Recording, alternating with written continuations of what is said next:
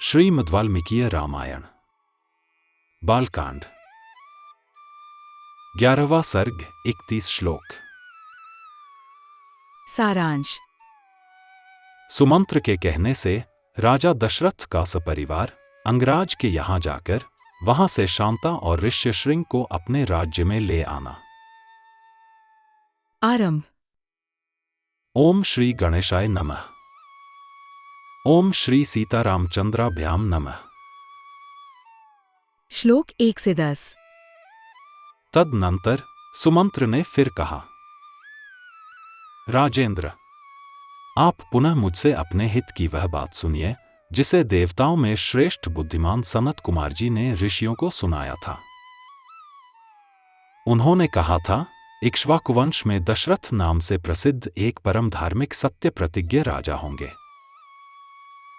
दशरथ की अंगराज के साथ मित्रता होगी। अंगदेश के राजकुमार का नाम होगा रोमपाद। उनके एक परम सौभाग्यशालिनी कन्या होगी जिसका नाम होगा शांता। महायशस्वी राजा दशरथ उनके पास जाएंगे और कहेंगे, धर्मात्मन, मैं संतानहीन हूं। यदि आप आज्ञा दे तो शांता के पति ऋष्यशृंग मुनि चलकर मेरा यज्ञ करा दे। इससे मुझे पुत्र की प्राप्ति होगी और मेरे वंश की रक्षा हो जाएगी। राजा की यह बात सुनकर मन ही मन उस पर विचार करके मनस्वी राजा रोमपाद शांता के पुत्रवान पति को उनके साथ भेज देंगे। ब्राह्मण ऋष्यशृंग को पाकर राजा दशरथ की सारी चिंता दूर हो जाएगी और वे प्रसन्न चित्त होकर उस यज्ञ का अनुष्ठान करेंगे। यश की इच्छा रखने वाले धर्मज्ञ राजा दशरथ हाथ जोड़कर द्विजश्रेष्ठ ऋष्यशृंग का यज्ञ पुत्र और स्वर्ग के लिए वरण करेंगे तथा वे प्रजापालक नरेश उन श्रेष्ठ ब्रह्मर्षि से अपनी अभीष्ट वस्तु प्राप्त कर लेंगे। राजा के 4 पुत्र होंगे जो अप्रमेय पराक्रमी, वंश की मर्यादा बढ़ाने वाले और सर्वत्र विख्यात होंगे। श्लोक 11 से 21। महाराज, पहले सत्ययुग में शक्तिशाली देव प्रवर भगवान सनत कुमार जी ने ऋषियों के समक्ष ऐसी कथा कही थी।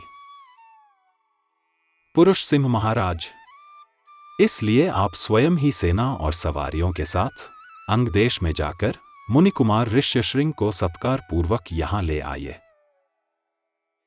सुमंत्र का वचन सुनकर राजा दशरथ को बड़ा हर्ष हुआ।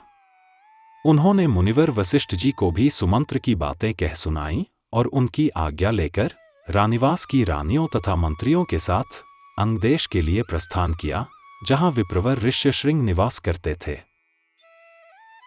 मार्ग में अनेकानेक वनों और नदियों को पार करके वे धीरे धीरे उस देश में जा पहुंचे जहां मुनिवर ऋष्यशृंग विराजमान थे। वहां पहुंचने पर उन्हें द्विजश्रेष्ठ ऋष्यशृंग राजा रोमपाद के पास ही बैठे दिखाई दिए। वे ऋषि कुमार प्रज्वलित अग्नि के समान तेजस्वी जान पड़ते थे।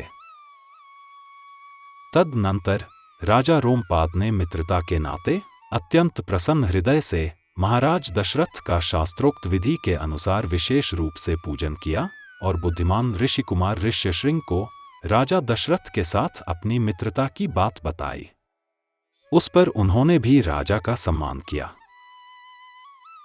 इस प्रकार भली भांति आदर सत्कार पाकर नरश्रेष्ठ राजा दशरथ राजा रोमपाद के साथ वहां 7 से 8 दिनों तक रहे। इसके पश्चात वे अंगराज से बोले, प्रजापालक नरेश, तुम्हारी पुत्री शांता अपने पति के साथ मेरे नगर में पदार्पण करे क्योंकि वहां एक महान आवश्यक कार्य उपस्थित हुआ है। राजा रोमपाद ने बहुत अच्छा कहकर उन बुद्धिमान महर्षि का जाना स्वीकार कर लिया और ऋष्यशृंग से कहा, विप्रवर, आप शांता के साथ महाराज दशरथ के यहां जाइए। राजा की आज्ञा पाकर उन ऋषिपुत्र ने तथास्तु कहकर राजा दशरथ को अपने चलने की स्वीकृति दे दी। श्लोक 22 से 31। राजा रोमपाद की अनुमति ले ऋष्यशृंग ने पत्नी के साथ वहां से प्रस्थान किया। उस समय शक्तिशाली राजा रोमपाद और दशरथ ने एक दूसरे को हाथ जोड़कर स्नेहपूर्वक हृदय से लगाया तथा अभिनंदन किया। फिर मित्र से विदा ले रघुकुल नंदन दशरथ वहां से प्रस्थित हुए। उन्होंने पुरवासियों के पास अपने शीघ्रगामी दूत भेजे और कहलाया कि समस्त नगर को शीघ्र ही सुसज्जित किया जाए, सर्वत्र धूप की सुगंध फैले, नगर की सड़कों को झाड़ बुहार कर उन पर पानी का छिड़काव कर दिया जाए तथा सारा नगर ध्वजाओं और पताकाओं से अलंकृत कर दिया जाए। राजा के आगमन की सूचना सुनकर पुरवासी बड़े प्रसन्न हुए। महाराज ने उनके लिए जो संदेश भेजा था उसका उन्होंने उस समय पूर्ण रूप से पालन किया। तदनंतर राजा दशरथ ने शंख और दुंदुभी आदि वाद्यों की ध्वनि के साथ विप्रवर ऋष्यशृंग को आगे करके अपने सजे सजाए नगर में प्रवेश किया।